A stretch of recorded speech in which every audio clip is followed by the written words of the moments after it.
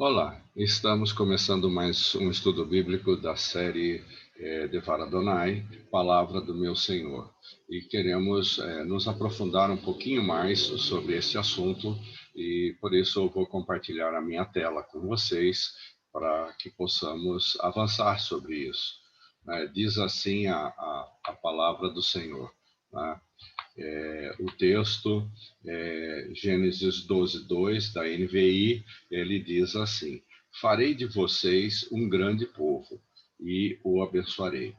Tornarei famoso o seu nome e você será uma bênção. Gênesis 12:2.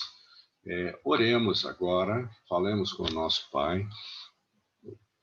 Senhor nosso Deus, nosso Pai, nessa hora nós buscamos ao Senhor que o Senhor venha nos ajudar em tudo aquilo que nós precisamos, Senhor, compreender sobre esta palavra, aquilo que o Senhor quer dizer para o nosso coração. Vem, ministra na nossa vida. Precisamos entender a Tua palavra, precisamos entender o Devar Adonai para nós, Senhor. Fala conosco e que cada um de nós possa compreender aquilo que o Senhor está falando. Em nome de Jesus é o que eu peço ao Senhor. Fala conosco, Pai, e ministra o nosso coração. E usa esse que vos fala como uma ferramenta nas suas mãos, Pai. Em nome de Jesus, oramos agradecidos. Que cada um possa ser tocado pela Tua palavra, pelo Teu poder. Em nome de Jesus. Amém. Amém. Então, o nosso contexto é de Gênesis 12:1 até 3. Estamos destacando aqui o versículo 2, né? E este versículo é o que teve a nossa abertura: farei de você um grande povo e o abençoarei, tornarei famoso o seu nome e você será uma bênção. Assim, dessa forma, então, nós entendemos que Deus é fiel. Ele cumpre com o que promete no seu tempo certo. Ele faz isso. E nós constantemente falamos que Deus é fiel. Falamos tanto que Deus é fiel e isso acaba testemunhando contra nós mesmos, contra aquilo que é a nossa infidelidade. Precisamos ser fiel a Deus como Ele é fiel a nós. Mas Ele cumpre, né, o que promete. Mas só que ele vai cumprir o que promete no tempo certo, não a qualquer tempo, não no tempo que eu quero, que você quer, mas Deus cumpre a sua promessa no tempo certo que as coisas precisam acontecer. E assim, então, normalmente achamos que Deus demora muito, é o que a gente acha, né, em atender às nossas orações, mas ele chega no tempo certo. Ele chega sempre no tempo certo, nem antes nem depois. Ele chega sempre no tempo certo. Assim, nós precisamos entender como foi que aconteceu com Abrão. Abrão ele passou por toda essa situação, e da mesma maneira que Abrão passou por isso, será assim conosco também. Então, não podemos esmorecer. Devemos orar sempre. Devemos orar sempre e confiar que Deus vai agir. A nossa esperança está nisso, né? Quando eu oro, né? Esse orar sempre, orando, porque eu tenho a esperança que Deus vai agir. Então, a nossa confiança, ela se dá dessa forma. Abrão passou por diversas lutas. Nós temos do capítulo 12 até o capítulo 22 as lutas que Abrão passou, enfrentando cada uma delas. Deus havia mudado o seu nome para Abraão. O nome dele muda para isso, porque Deus está fazendo aquilo que está escrito no versículo, que diz que Abram é pai e povo. E isso quer dizer que agora ele seria pai de um povo. Então, esse é o nome, o significado do seu nome. E o de Sara, né, de Sarai para Sara, que agora, né, Abraão está com 100 anos. 100 anos de idade. Imagina você com 100 anos de idade, como estaria, de que jeito estaria? Abraão está nessa forma com 100 anos. Deus visita Sara. Deus visita e Sara, e ela dá um filho a Abraão. na idade, na idade que ela tinha, na sua velhice, um milagre, um milagre, um milagre. É bom pensarmos assim, um milagre, porque como pode uma mulher com 90 anos de idade ficar grávida e dar à luz a um filho? Como isso é possível? Só um milagre, só quando Deus põe a mão para que essas coisas venham a acontecer. E assim, então, essa história está se passando com Abraão. Se você verificar lá, Gênesis 21:3, temos lá escrito Abraão, né, já com o nome mudado, deu o nome de Isaque ao filho que Sara lhe dera. Imagine, naquele tempo não havia os recursos de medicina que existem hoje, não existiam as possibilidades, as vitaminas, os cuidados, a medicina avançada que nós temos hoje. Imagina como foi isso para Sara com 90 anos e depois gerar um filho com 90 anos.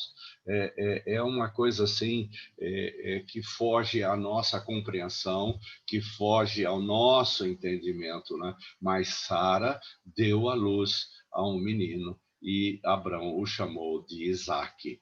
E pois nem Sara e nem Abrão tinham o corpo físico para isso.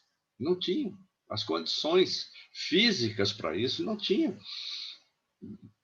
E assim, o que você vê nisso, o milagre que a gente vê nisso, é algo maravilhoso, né? Quando Deus faz as coisas na vida da gente, não tem explicação humana que consiga dizer como aquilo foi possível.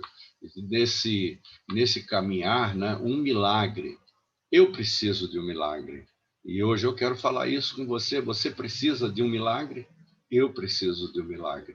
Eu preciso de um milagre de Deus, que Deus tenha misericórdia da minha vida e estenda a sua mão, porque eu preciso do milagre e Ele bem sabe disso. E a pergunta para você é o seguinte: você precisa de um milagre?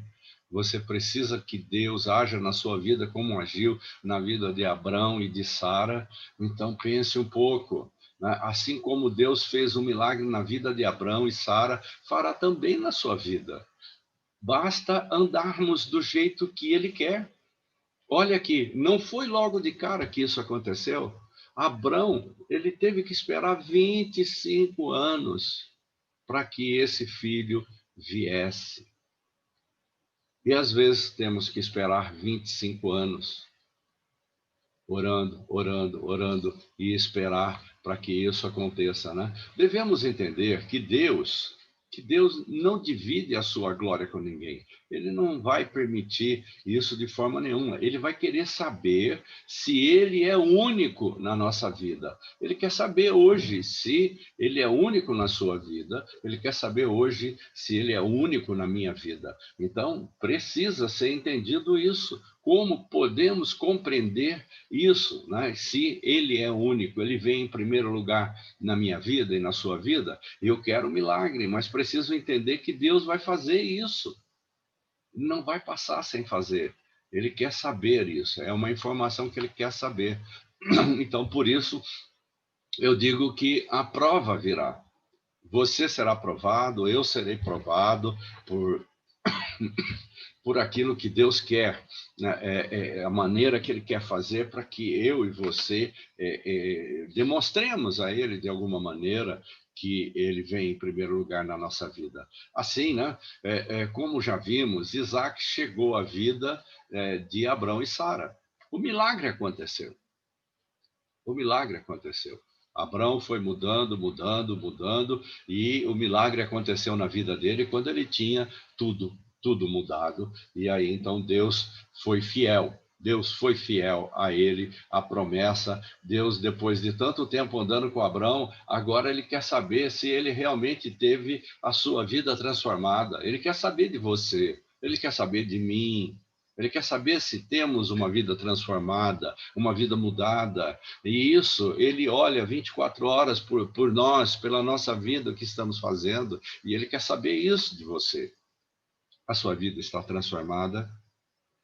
Deus habitou no seu coração e você está com a sua vida transformada? Então medite nisso. porque ainda continua o texto, né? Neste momento, ele quer saber se ele deixou a idolatria de lado, a mentira de lado e o medroso que ele era. Então, o que entendemos aqui é que Abrão, ele tinha esses três adjetivos e quando começou. E Deus foi trabalhando na vida dele de maneira que ele pudesse deixar isso e não agir mais dessa forma. E como você vê na Gênesis 22:2, diz assim: então disse Deus: tome seu filho, seu único filho, Isaque, a quem você ama. É, Deus vai fazer a prova e vai nos envolver de alguma maneira, né? Que a gente vai perceber esse tipo de coisa. E vá para a região de Moriá, sacrifique-o ali como holocausto num dos montes que eu lhe indicarei. Eu quero falar alguma coisa aqui. Esse sacrifício em holocausto, se você não sabe como é o sacrifício que ele é feito, a vítima ali, primeiro ele é sacrificado, ele é morto, e depois, então, ele é oferecido todinho queimado. Então, holocausto significa uma oferta consumida pelo fogo. Esse sacrifício em holocausto significa isso. E aí ele vai para um desses montes, né? O monte aqui que ele vai indicar nessa região de Moriá. E então, o que ocorre nisso aqui é que Deus pede o seu filho em sacrifício. Ele pede isso para Abraão. E Abraão, né, a prova era para saber se Abraão era perseverante no seu relacionamento com Deus. E aqui eu venho perguntar a você sobre a sua perseverança. Você é uma pessoa perseverante? Você insiste? Você continua insistindo, crendo que Deus vai fazer aquilo na sua vida? Então pense, reflita sobre isso se você é perseverante, porque Deus vai colocar você à prova. E quando colocar você à prova, quando ele me colocar à prova, né, ele vai prová-lo em todos aqueles adjetivos de conduta. E quais eram os adjetivos de conduta que nós vimos de Abraão? Você deve se recordar, mostrei agora há pouco aqui, ó, idolatria, mentira e medroso. Esses três são os três adjetivos dele e que ele faz constantemente. Deus agora está dessa maneira está provando ele nisso. E ele quer saber se ele teve mudança nessa área. E aí vem para você, quais as coisas que você fazia, você mudou? Você mudou? Realmente mudou? Então é essa a questão, né? Abraão crê que Deus sabia o que estava fazendo. A confiança dele é tamanha em Deus que ele confiava que Deus sabia o que estava fazendo. E se Deus falou para ele fazer isso, como o escritor de Hebreus fala, né? Ele confiava que se sacrificasse Isaac, Deus o ressuscitaria. Então, esse é o Abrão que foi para lá, não uma pessoa fria calculando aquele sacrifício que ele tinha que fazer do seu filho, mas ele confiava que se tudo isso acontecesse, Deus iria ressuscitar o seu filho. Isso é o que está escrito em Hebreus. Hebreus fala de Abraão desse sentido. Agora, veja lá, por isso, durante a conversa de Abraão e Isaque, né, imagina aquela situação de pai e filho caminhando sozinho, porque eles já tinham deixado o grupo, as pessoas, os servos de Abraão já tinham ficado para trás, e eles estão caminhando, pai e filho conversando, e o filho tem uma noção disso, né? Quando a gente vê aqui, o menino deveria estar por volta de uns 10 anos, ele já sabia conversar, já tinha visto como é que era o sacrifício.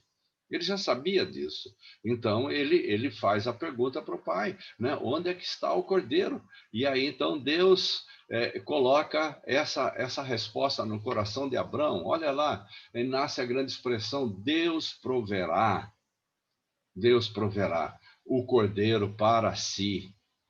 E aí eu quero que você entenda, há algo nesse momento que está acontecendo aqui, e eu quero voltar aqui no slide anterior, aqui para que você possa ver, que fala aqui, ó, nesse versículo, a quem você ama, e vá para a região de Moriá, e sacrifique ali em holocausto, num dos montes que eu lhe indicarei. Num dos montes. E agora, voltando lá para o nosso slide que estamos conversando, veja bem você, né, ele proverá um cordeiro para si. No mesmo monte onde Isaac foi para o sacrifício, e Deus proveu um cordeiro ali para que fosse feito o sacrifício no lugar de Isaac, é no mesmo monte em que Cristo é crucificado. O Cordeiro de Deus que tira o pecado do mundo. É algo maravilhoso quando entendemos as coisas que Deus faz, né? Ele prepara a lenha, quando ele está nessa caminhada aqui, ele prepara a lenha, coloca seu filho sobre a lenha e pega o cutelo para sacrificá-lo. Ele faz isso. Ele tinha plena convicção disso. Não é porque ele não ama o filho, ele ama o filho, mas primeiro ele coloca Deus e atendendo o pedido de Deus, sabendo que Deus, em última instância, ressuscitaria o seu filho. E agora o que vemos aqui é que Deus vê Abrão, vê que Abrão mudou.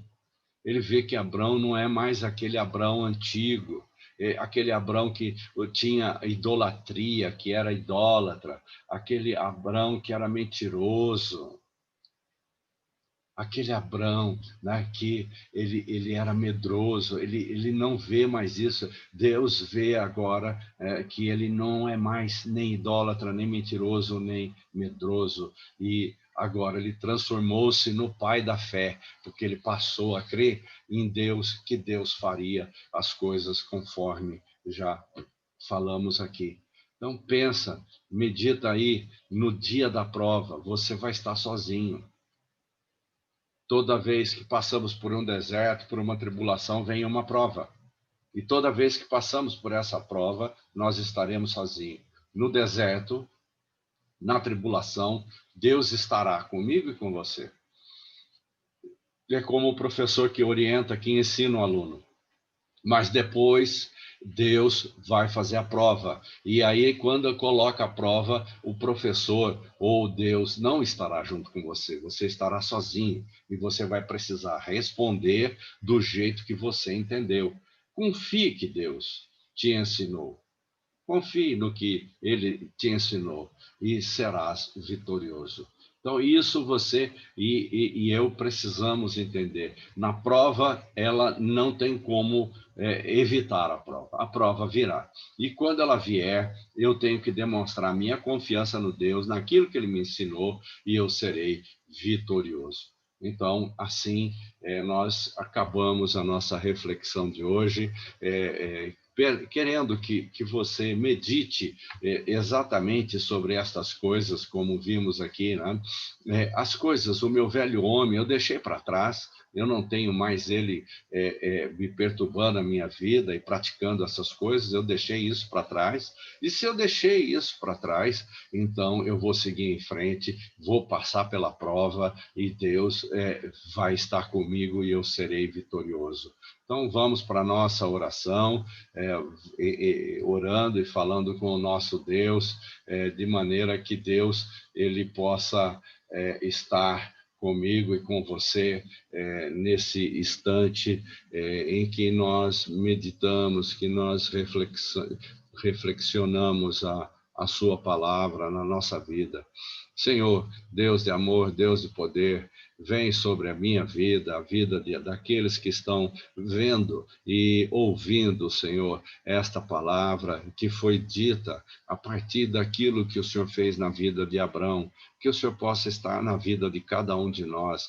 Vem, abençoa, ajuda no momento da prova, que possamos verdadeiramente, Senhor, mostrar a mudança que o Senhor tanto quer na nossa vida, a transformação que o Senhor tanto quer na nossa vida, que possamos ser pessoas transformadas, Senhor, e essas pessoas transformadas para a honra e glória do Senhor. Louvado seja o Senhor, e que cada um possa ser abençoado pelo Senhor nessa hora e possa refletir a tua palavra, Pai. Em nome de Jesus, é a oração que fazemos a favor de todos aqueles que estão vendo esse vídeo, Pai. Em nome de Jesus Cristo, é a oração que entregamos nas tuas mãos e abençoamos cada uma destas pessoas, Pai. Em nome de Jesus. Amém. Amém.